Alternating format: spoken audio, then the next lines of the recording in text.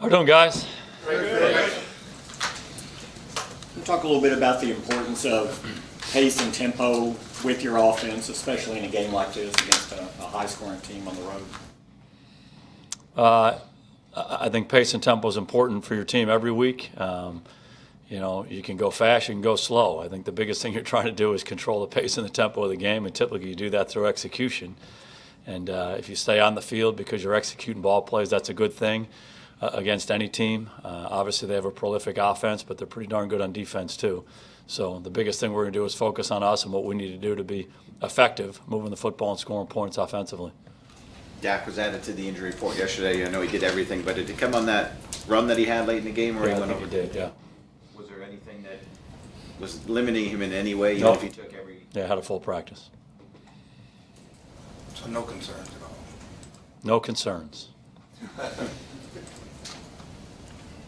Jason, with this game being played so close to Oxnard, is it different than other road games in how you prepare for the atmosphere, the noise, things like that? Because there are expected to be a lot of Cowboys fans in there. Not really. For us, the biggest thing we want to do is just focus on us and what we need to do to prepare the right way and go play the right way. And, our fans were incredible the other day here at our stadium. It was unbelievable, the impact they made on the game. But ultimately, we got to go play. We got to go play at a high level in all three phases of our football team. That's really where our attention is. How has the crowd in the past helped you guys on the road? Because there are a lot of Cowboys fans when you go to New York, Philly, Washington. Yeah, we always appreciate the support. There's no question about that. We have great fans, not only here in Texas, but really all over the place, and you definitely feel that support, and it can make a difference. Logistically, when you play a game on the road, sometimes you're dealing with heavy crowd noise, and that can impact how you communicate. And if it's a little bit more balanced, that's a good thing. But again, I keep saying this: what's most important is how we prepare, and then how we go play in this ball game on Saturday night. That's really where our focus is. Jason, you're the second youngest team in the league. You have no starters over 30 years of age. Most young teams don't win. What's been the key for this young team to be able to win like they have? Oh, I think we have good players, and I think they've learned from their experiences quickly. I think if you look at our season early on, we're an inconsistent football team. We won one, we lost one, we won one, we lost one. I think we were inconsistent from week to week and inconsistent within games. And you preach the importance of consistency and mental toughness till you're blue in the face, but sometimes you have to have some experiences.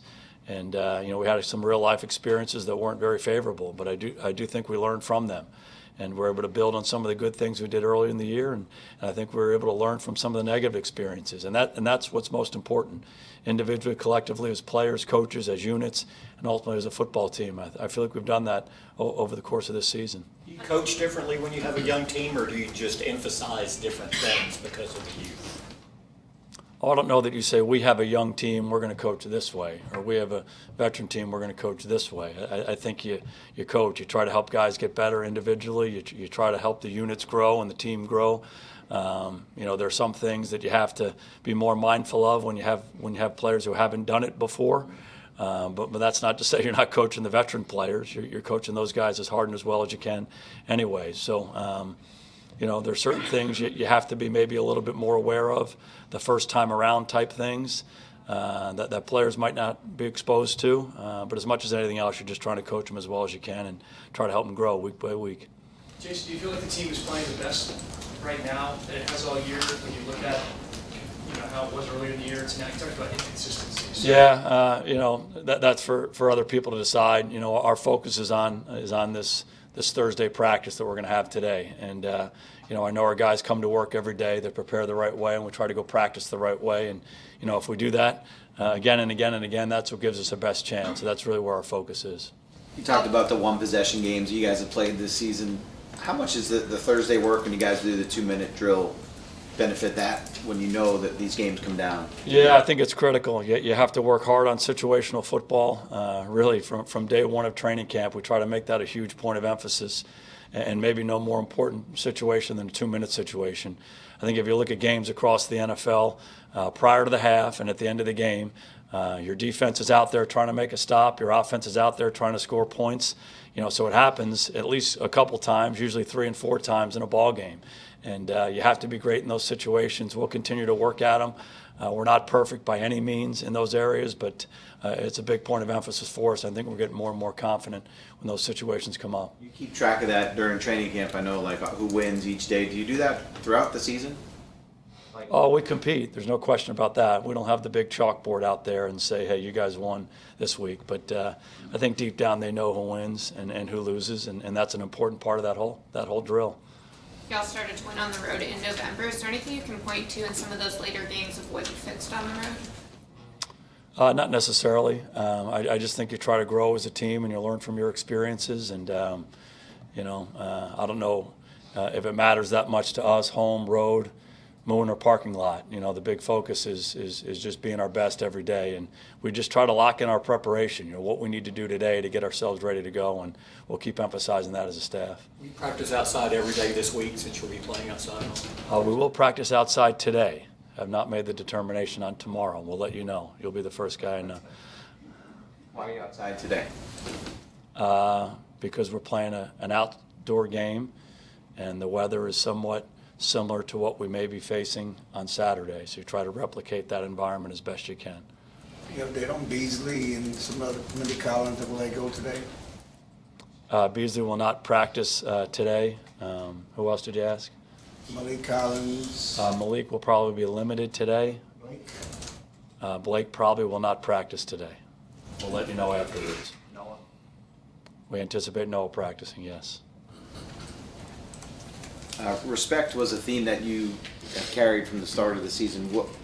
What gave you that idea, and why is that your theme of the year? Oh, that's probably a multiple lemonade conversation. How about a half of one? Yeah, the biggest thing we try to emphasize is if you want to earn the noun respect, you have to do the verb to respect.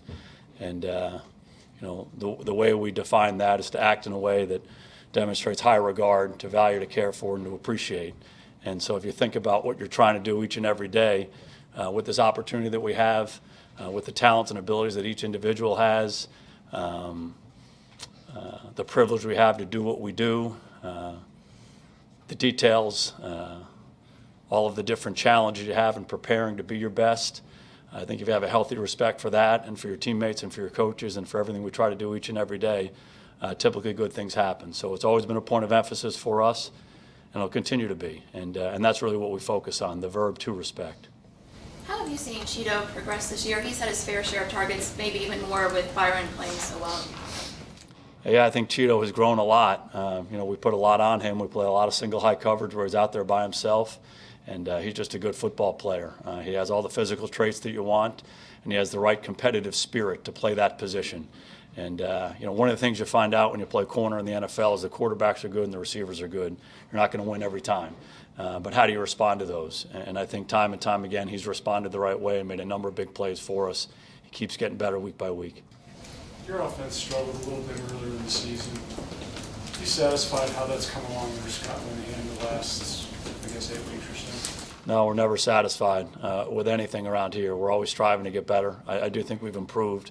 I think we've gotten better. I think we've become a more balanced offense as we've gone. But again, we're a work in progress, not only on offense, but on defense and the kicking game in every part of our team. Thank you. All right, guys.